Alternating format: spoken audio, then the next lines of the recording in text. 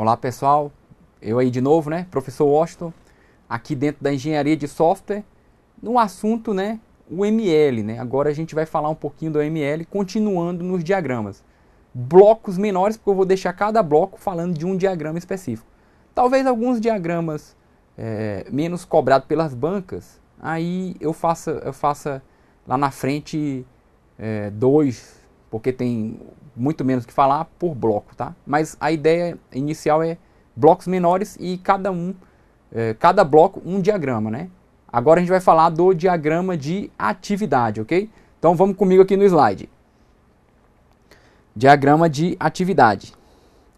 Então ele está aqui, ó, dentro, né? Eu trago de novo aqui a representação do diagrama. A gente sabe que tem os diagramas estruturais e os comportamentais, né? O que a gente já falou até agora? A gente já falou do caso de uso, né? Um comportamental. Já falamos de classe, né? Eu não estou seguindo a ordem dos diagramas aqui, escolhendo uma área, não, né? Diagrama estrutural, e falando aqui na sequência, não. Eu estou escolhendo aqueles que as bancas têm cobrado mais e têm caído mais. Então, caso de uso, classe, e agora nós vamos para o de atividade. Ok? Na sequência, a gente vai falar do máquina de estados. E depois eu vou deixar o diagrama de sequência, porque ele está dentro do de interação. Aí eu vou fazer bloco falando do de interação. Aí eu venho na sequência aqui, tá? Na sequência que eu falo assim, vou seguir essa ordem, ok? Aí o diagrama de sequência ele entra aqui quando eu começar a falar do de interação. Beleza? Então, vamos cobrir aí os diagramas mais importantes. A ideia é cobrir todos, tá bom? Então, agora nós vamos falar do diagrama de atividade. Diagrama de atividade, né? Segundo o MG, especifica a coordenação de execuções de comportamentos, usando o modelo de fluxo de controle de dados. O fluxo de execução é modelado como nós de atividade conectado por extremidades. Atividades podem invocar a hierarquia de outras atividades resolvidas em ações individuais. O que quer dizer isso, né? Vou já mostrar para vocês. Com a representação fica mais fácil. Descreve lógicas de procedimento, processo de negócio e fluxos de trabalho. Então, diagramazinho aí que não foi inventado pelo ML não, certo? Já é um diagrama aí que já existe há mais tempo, né? A OML tem a sua própria notação, mas esse diagrama de atividade, ele tinha muito a ver lá com a análise estruturada com o DFD, né? Para quem lembra. Além disso, permite que seja mostrado que entidade é responsável por cada ação no diagrama, com o uso de raias, né? Se você já estudou lá a notação BPM, né? BPMN, você vê que eles usam raias. Aqui também no diagrama de atividade você pode usar raias, né? Para quê? Para você saber quem faz o quê, tá bom? Então o diagrama de atividade tem tudo isso. Aí continuando aqui só para você saber a origem, né? O diagrama de atividade, ele baseia-se no conceito da rede de Petri. Não sei se vocês já ouviram isso, mas eu trago aqui porque é interessante. Que é um modelo gráfico que permite analisar a estrutura e o comportamento dinâmico de sistemas concorrentes paralelos. E etc, né? Por aí vai. Cada evento possui pré-condições para sua ocorrência e pós-condições dela decorrentes, né? Então, pré-condições e pós-condições, que servem de pré-condições para eventos subsequentes e assim por diante. Além disso, apresenta dois tipos de nó, né? A transição, que corresponde a cada evento que evidencia cada mudança no sistema, e o lugar, referente a uma condição que deve ser satisfeita para o evento ocorrer. Então, vamos continuando aqui. Aí deixa eu mostrar uma representação, né?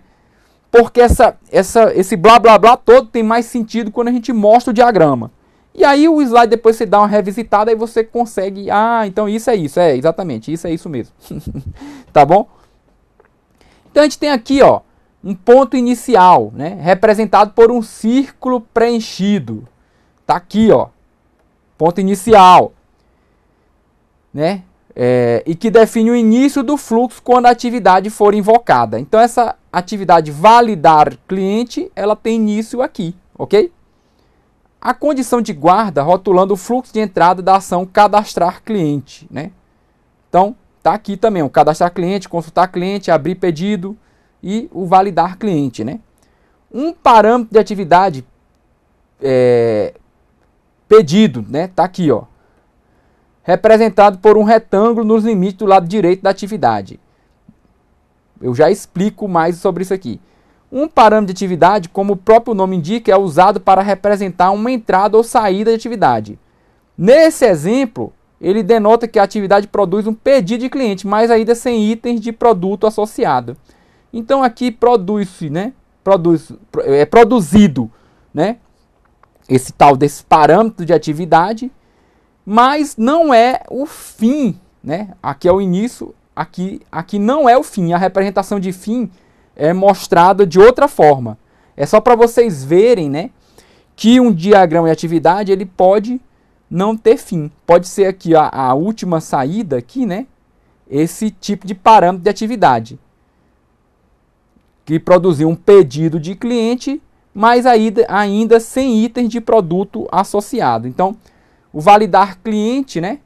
Nesse escopo aqui, ele tem o início consultando o cliente. Se ele não existe, você cadastra o cliente. Cadastrando o cliente, você pode abrir o pedido. Se ele já existe, abre o pedido. E aí nós temos o pedido. Mas o pedido ainda não tem os itens de produto associado. Basicamente, essa representação aqui do diagrama de atividade. Uma, né? Tem mais detalhes que eu vou mostrar aqui para vocês ainda.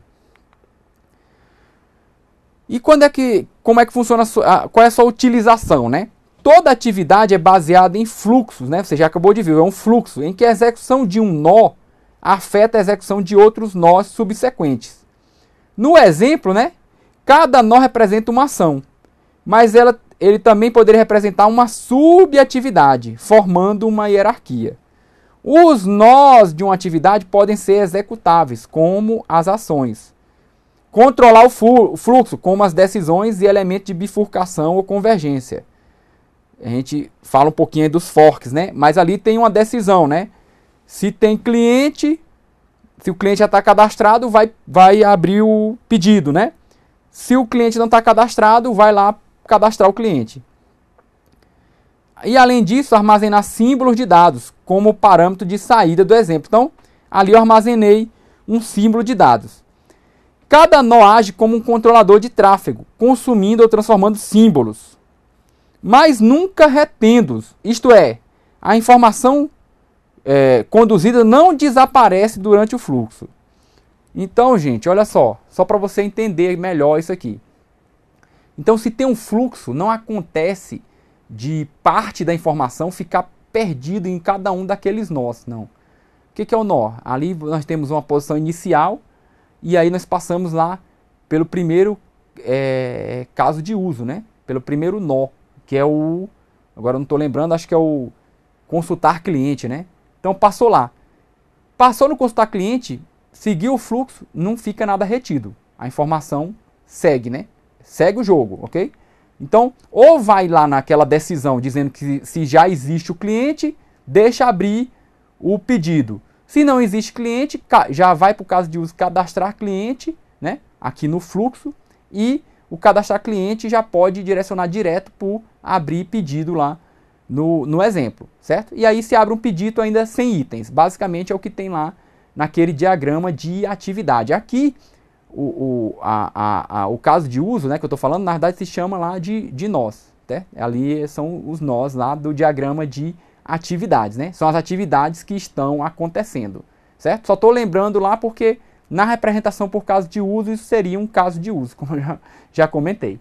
Beleza? Então, vamos voltar aqui para o slide. Vamos lá. E aí, deixa eu mostrar agora um geralzão para você poder entender, que aí fica mais fácil, né? Só aquele texto inicial lá você pode até se perder. Então, olha só. Quais são os elementos aqui do diagrama de atividade?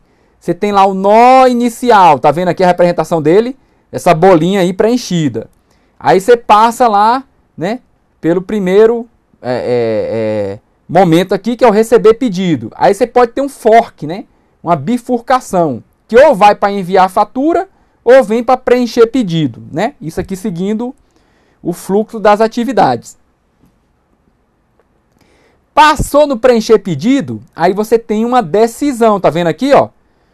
Que é uma ramificação. Que aí eu venho para entrega rápida, né? Seguindo aqui o fluxo, né? As setinhas. E a setinha mostra basicamente de onde está saindo para onde está indo, né? Tá vendo aqui? E aí segue apenas um dos caminhos. Ou vem para um lado ou vai para o outro. Então, seguindo aqui, se vier para entrega rápida, aí volta, né? Aí essa aqui já é um ponto de união. Por quê? Porque uniu dois caminhos aqui do fluxo, né? E aí, seguindo aqui os fluxos, né? Entrega rápida, aí vem aqui ponto de união. Porque se fosse entrega normal, também viria para cá.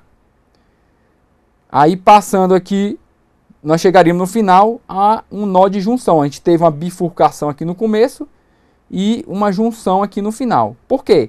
Porque a gente bifurcou aqui o fluxo. Agora, o fluxo só tem um caminho, né? Então, vamos voltando aqui para você entender melhor. Só segue aqui comigo na setinha. Tem um nó inicial. Aí a gente passou para receber pedido, certo? Receber pedido, ele tem duas opções aqui. Ou ele vai para enviar a fatura, ou ele vem para preencher o pedido. Certo? Se for para preencher pedido, que é onde tem mais coisa aqui para a gente poder falar, né? Mais itens para a gente poder falar, eu vou seguir para cá. Então, veio para cá. Preencher pedido. Tenho aqui uma decisão. Ou vai ser uma entrega rápida ou uma entrega normal. Decidiu pela entrega rápida, no final, né? Passando aqui pela entrega rápida, acontece alguma coisa com essa informação.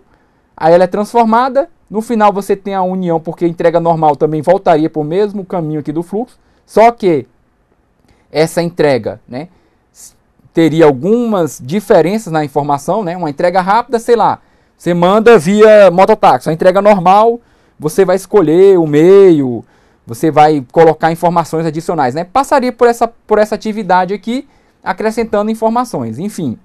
Aí você tem um ponto de união e no final você tem a junção, porque tem essa parte aqui do fluxo, mas no final, no outro lado também tem essa opção aqui, ó. Então no final você fecha o pedido. Então você chega nessa junção aqui no final.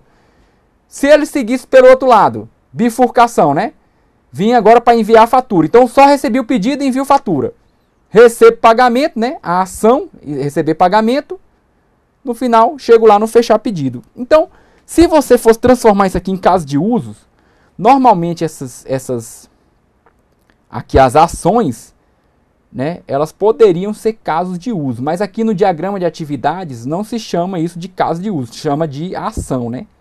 Então acontece várias ações aqui durante o fluxo, certo? No diagrama de atividades. Só estou falando aqui para você associar mais fácil, né?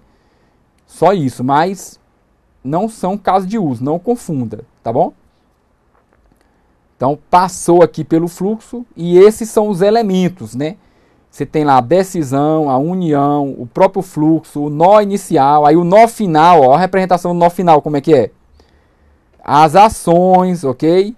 Você pode ter a bifurcação e a junção. Esses aqui são os elementos gerais aqui do diagrama de atividades, ok? Basicamente isso. Esse slide aqui é super importante. O resumão aí do diagrama de atividades. E ainda tem essa outra representação. Lembra que tem a história lá das raias? Que eu falei para vocês. E aí aqui as raias representam unidades organizacionais. Aí eu sei quem faz o quê, ó. A unidade organizacional execução, ela faz o quê? Preenche pedido e entrega pedido. O serviço de atendimento ao cliente faz o quê? Recebe pedido. Aí nós temos aqui uma primeira bifurcação. Ele pode ir para preencher pedido, que aí vai passar para a área de execução, que vai preencher o pedido e entregar pedido. Depois volta aqui, ó. Aí nós temos lá o join, né? O fork, o join. E aí fecha o pedido. E quem fecha o pedido? Serviço de atendimento ao cliente. Se for para enviar fatura, manda para a ação receber pagamento, que quem faz isso é o departamento financeiro. Então, é outra representação aqui do diagrama de atividade. Ok? E no final, está aqui o elemento que representa o final, ok? E esse representa o início. Aí volta aqui comigo. Aí você pode falar, ih, professor, isso aí está parecendo realmente notação BPM. Aqui nós estamos falando basicamente do OML. E o diagrama de atividade tem essa representação, que facilita muito no entendimento lá de de um fluxo, né? De uma atividade, ok? E aqui a gente fala sempre em ações, nos nós, ok? Volta lá no slide mais uma vez, fala aqui ó, nos elementos inicial e final, nas ações, nos nós. Aqui não teve nenhuma decisão, né? Normalmente só teve o fork e o join aqui no final, mas tem a estrutura de decisão, tem a de união e por aí vai, que eu mostrei no slide anterior. Então, achei parecido, mas aqui nós estamos falando de UML, ok? Diagrama de atividade, tá bom? Não confunda. E vamos ver questãozinha aqui, né? Sobre essas perguntas. Aí presta atenção mais uma vez, ó. Concurso recente, a banca vai lá e fala que é da versão 2.0. Só que nós já sabemos que tem a 2.5, né? E nosso curso é praticamente baseado na 2.5. Mas essa representação não mudou da 2.0 para 2.5, tá bom? Então a questão serve para a gente também. Só para você lembrar. Então vamos lá, um programador necessita fazer uma representação ML 2.0 de um diagrama de atividades. Nesse tipo de diagrama, os nós inicial e final têm respectivamente as seguintes notações. Então, questão bem fácil, né, gente? Qual a resposta? Letra A, letra B, letra C, letra D, letra E. Qual aqui representa? Então vamos ver a resposta. Fácil, né, essa aqui? Letra B, né? Mostrei para vocês aqui.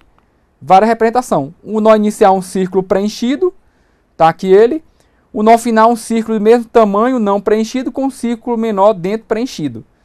Ok? Então tem o nó inicial e o nó final. Tá bom? Aí mais uma questão. Aí olha só. A mesma banca agora está falando da UML 2.5. Certo? Aí veja, o nosso curso é todo baseado na UML 2.5, tá bom? Se a questão falou da 2.0 e não mudou nada, eu nem comento, só falo que serve pra gente também, tá bom? Então vamos lá. E esse diagrama aqui é um diagrama de quê? Só para você ver, ó, questão aqui recente. Tem um estado inicial, você tem aqui várias ações, tem uma decisão. Aqui você tem o que? Um fork, né? Aí você segue aqui o fluxo. Depois um join. Aí aquela decisão inicial agora que virou uma união, né? Porque ou veio daqui ou veio daqui. Fechou. Chegou na posição final. Então esse diagrama é... Que tipo de diagrama? Aí bota em inglês, né? Só para complicar.